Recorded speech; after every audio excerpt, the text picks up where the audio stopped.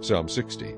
To the chief musician, set to Lily of the Testimony, a miktam of David, for teaching when he fought against Mesopotamia and Syria of Zobah, and Joab returned and killed 12,000 Edomites in the valley of Salt. O God, you have cast us off. You have broken us down. You have been displeased. O restore us again.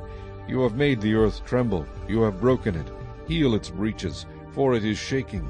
You have shown your people hard things. You have made us drink the wine of confusion. You have given a banner to those who fear you, that it may be displayed because of the truth. Selah. That your beloved may be delivered. Save with your right hand, and hear me. God has spoken in his holiness. I will rejoice. I will divide Shechem, and measure out the valley of Succoth. Gilead is mine, and Manasseh is mine. Ephraim also is the helmet for my head. Judah is my lawgiver. Moab is my washpot. Over Edom I will cast my shoe. Philistia, shout in triumph because of me. Who will bring me to the strong city? Who will lead me to Edom?